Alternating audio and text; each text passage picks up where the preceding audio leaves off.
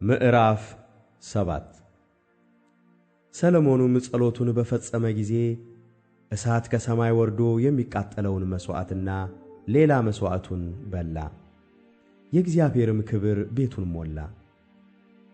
የእግዚአብሔርም ክብር የእግዚአብሔርን ቤት ሞልቶት ነበርና ካህናቱ ወደ እግዚአብሔር ቤት መግባት አልቻሉም። የእስራኤልም ልጆች ሁሉ እሳቱ ሲወርድ የእግዚአብሔርም ክብር በቤቱ ላይ ሲሆን ያዩ ነበር። በወለሉም ላይ በግንባራቸው ወደ ምድር ተደፍተው ሰገዱ። እርሱ መልካም ነውና ምሕረቱም ለዘላለም ነውና ብለውም እግዚአብሔርን አመሰገኑ። ንጉሡም ሕዝቡም ሁሉ በእግዚአብሔር ፊት መሥዋዕት ያቀርቡ ነበር። ንጉሡም ሰሎሞን 22,000 በሬዎችና 120,000 በጎች ሰዋ። እንዲሁ ንጉሡና ሕዝቡ ሁሉ የእግዚአብሔርን ቤት ቀደሱ። ካህናቱም በየሥርዓታቸው ሌዋውያኑም ደግሞ ምሕረቱ ለዘላለም ነውና እግዚአብሔርን አመስግኑ የሚለውን የዳዊትን መዝሙር እየዘመሩ ንጉሡ ዳዊት እግዚአብሔርን ለማመስገን የሠራውን የእግዚአብሔርን የዜማ ዕቃ ይዘው ቆመው ነበር። ካህናቱም በፊታቸው መለከት ይነፉ ነበር። እስራኤልም ሁሉ ቆመው ነበር። ሰሎሞንም በእግዚአብሔር ቤት ፊት የነበረውን የአደባባዩን ውስጥ ቀደሰ። ሰሎሞንም የሠራው የናስ መሠዊያ የሚቃጠለውን መሥዋዕትና የእህሉን ቁርባን ስቡንም መያዝ አልቻለምና የሚቃጠለውን መሥዋዕትና የደህንነቱን መሥዋዕት ስብ በዚያ አቀረበ።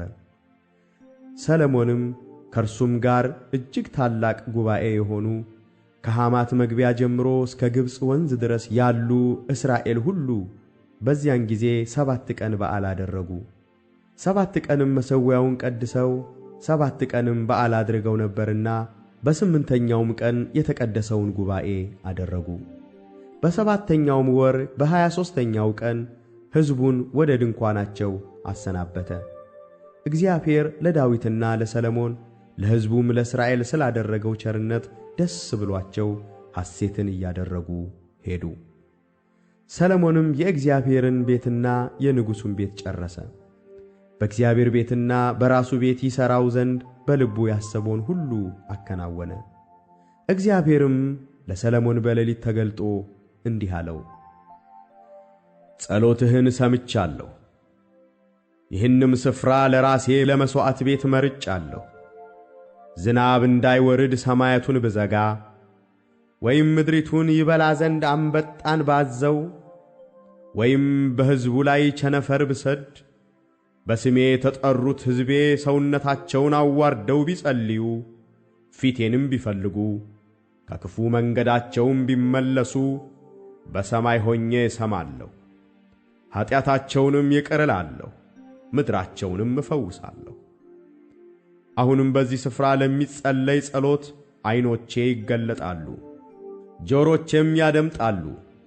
አሁንም ስሜ ለዘላለም በዚያ ይኖር ዘንድ ይህም ቤት መርጫለሁ፣ ቀድሻለሁ። ዐይኖቼና ልቤም ዘወትር በዚያ ይሆናሉ። አንተም ደግሞ አባት ዳዊት እንደ ሄደ በፊቴ ብትሄድ እንዳዘዝሁህም ሁሉ ብታደርግ ሥርዓቴንና ፍርዴንም ብትጠብቅ ከአባትህ ከዳዊት ጋር በእስራኤል ላይ አለቃ የሚሆን ከዘርህ አይታጣም ብዬ ቃል ኪዳን እንዳደረግሁ የመንግሥትህን ዙፋን አጸናለሁ። እናንተ ግን እኔን ከመከተል ብትመለሱ የሰጠኋችሁንም ሥርዓቴንና ትእዛዜን ብትተዉ ሄዳችሁም ሌሎችን አማልክት ብታመልኩ ብትሰግዱላቸው ለአባቶቻችሁ ከሰጠኋቸው ምድር እነቅላችኋለሁ። ለስሜም የቀደሱትን ይህንም ቤት ከፊቴ ጥለዋለሁ። በአሕዛብም ሁሉ መካከል ምሳሌና ተረት አደርገዋለሁ።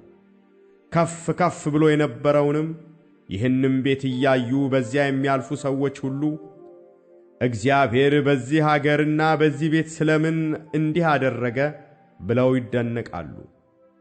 መልሰውም ከግብፅ ምድር ያወጣቸውን የአባቶቻቸውን አምላክ እግዚአብሔርን ትተው ሌሎችን አማልክት ስለተከተሉ ስለሰገዱላቸውም ስላመለኳቸውም ስለዚህ ይህን ክፉ ነገር ሁሉ አመጣባቸው ይላሉ።